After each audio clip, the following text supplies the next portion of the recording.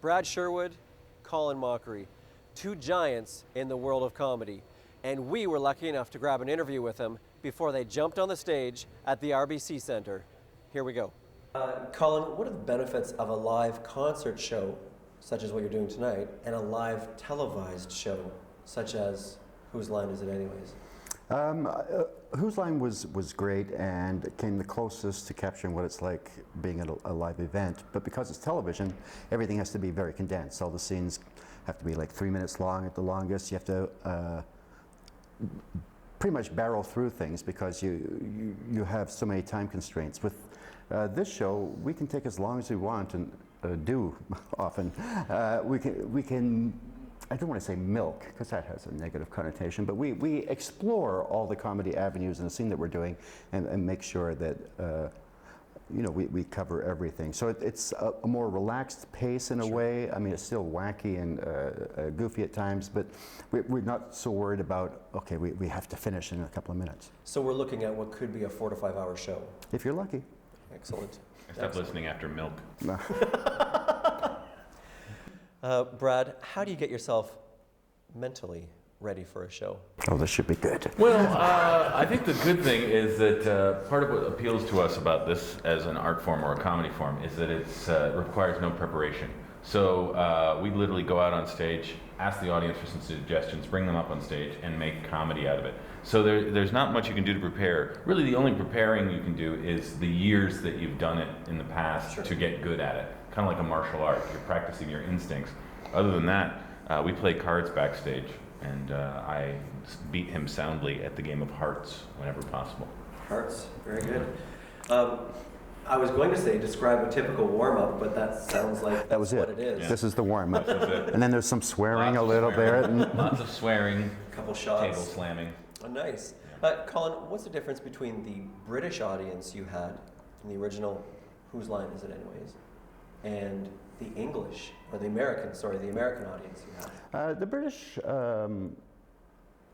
like Canadians sometimes, a little more reserved, a little quieter. The American audience was, well, especially during Whose Line, they were so pepped up and excited. I found, suggestion-wise, North American audiences tend to do more pop culture references, and the British audiences would actually you'd ask for something and you get Charles II abdication speech, and you go, oh, great.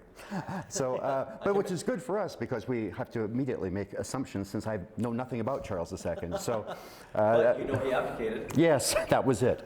So that makes it fun.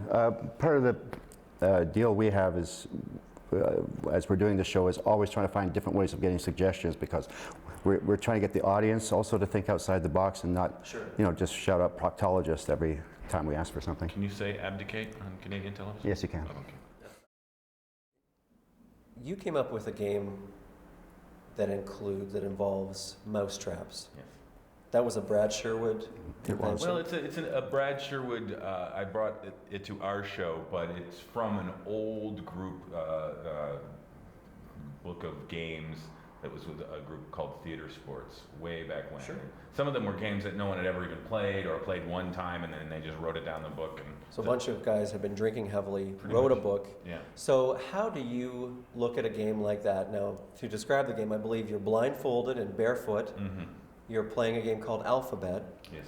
And the floor is covered with 100 mousetraps that are set, ready to snap. How do you look at that and say, I've got to tell Colin about this because we should do that? Well, we actually first started doing it. Do you wait till he loses at the card game? Oh no, he's pretty amenable to being Canadian. He'll go with the flow with just about anything that I offer up. And if I offer him a glass of red wine with it as well, then he's on. I'm in there. Before, during, and after. Yeah. When someone explains the game, you go, okay, that's stupid, and that's what we do. Yeah. You know there's going to be laughs in there, and really, we'll do anything for a laugh, so what's a little pain? Yeah, and it's not necessarily our favorite game to play, and we would have retired it long ago, but audiences like it so much that we've just held on to it, because it's kind of a nugget for them more so than for us. Something to look forward to, and they're hoping, I believe, for a faceplant. Yes. Well, we all are. Check, 1, 2, 3, 4, 5, 6, 7, 8. Did you learn to rap. You rap very well. Did you thank you learn so that much. from Colin? I did, yes. Colin is a very down. He's a lot like Eminem, who is just due south here of Sarnia. Yeah. Would you say that Colin is your homie? He is. He's my homie. I don't know if I'm his homie. He's very aloof. It's not a mutual. But he has got the chops. I don't want to put him on the spot right now and ask him to do a rap for you because he's just that good. He could do it like that. But I go for the comedy because, after all, I don't want to amaze people with my singing voice, so I go for the making fun of myself a little bit. Well, and I think that works. I mean, if you've got a good singing voice and pipes, Yeah. you got to go for the comedy. You don't want to. I got so many things that go against comedy, I really have to hone in. But in the winter, you have to keep singing or your pipes will freeze. Don't forget. Oh, good to know. Oh, that's good. So, how have you adapted your work to the new media? Twitter, Facebook. I know you guys tweet quite a bit. Yes. I'm not really, I don't really get the tweeting. I mean, I basically used Facebook and a tweet as sort of Twitter.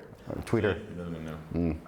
I was thinking of Tweety because. That's a bird. You know what the past tense of tweeting is, don't you? Twat. Yeah. Anyway, basically, I use it for publicity stuff, just to get the tour dates out there. But I never. Hey, I'm tweeting. But a lot of comedians like it because it's a chance to get their one-liners. Yeah. Out there. We tried to do a whole improv show on Twitter, but it's hard to compact it into 122 letters. Very hard. Very hard. Colin made a comment that someone saw you and your wife, Deb McGrath, and asked her what it was like to have a famous father, I believe was your tweet. And then there was something about, I hope they never find the body. Jeez.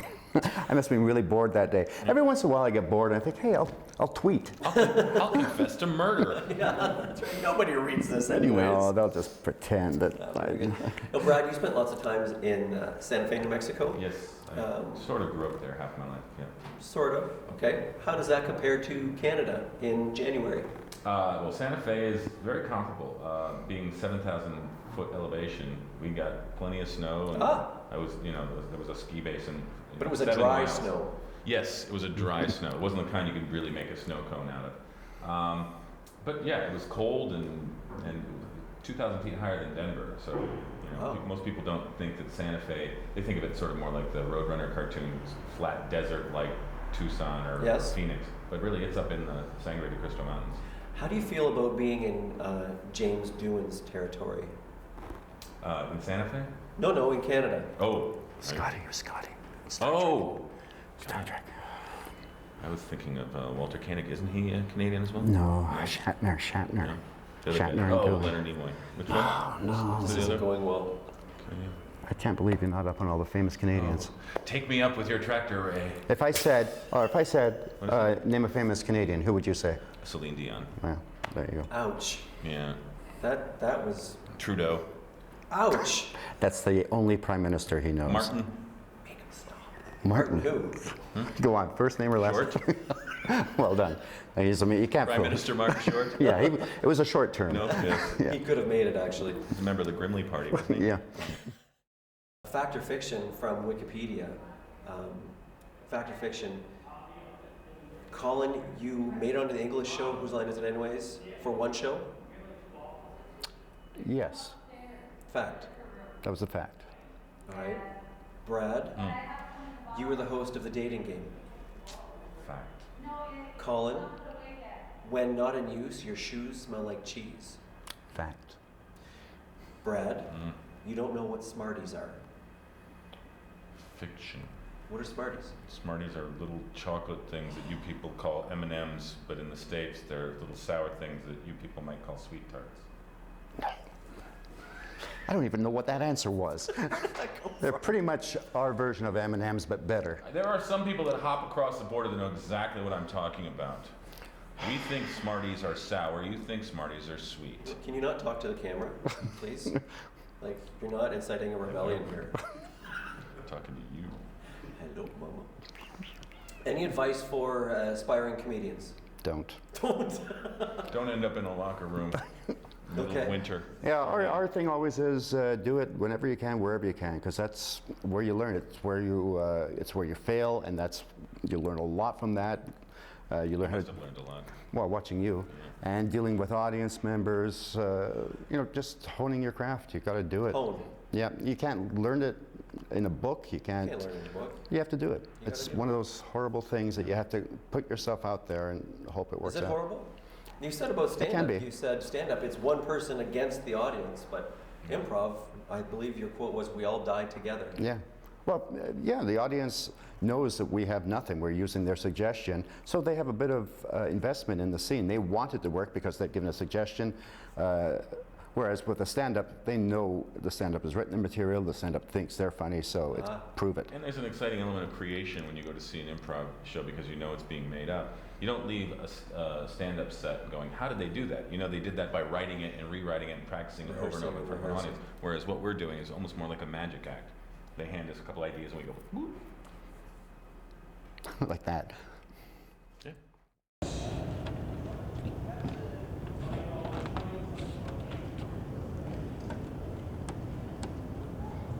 Lots of microphone. Anything else in the works? I think we're going to take on... Blah, blah, blah, blah, blah, blah, blah, blah. Yeah, that's what it's like from my end. Which end? Oh, it's hard to yeah. tell. They sound so much alike. Answer the question. I forgot what it was. Oh, what's next for us? Well, This is it. as you can see, There is no we next. have no hope. Marriage We'll counseling. probably be in another locker room somewhere. A rubber one. We're going to be performing at ice rinks all around the country. So we're going to be playing Sort of an escapade, improv thing. the Red Deer Flu. They're the new farm team for the Canadians.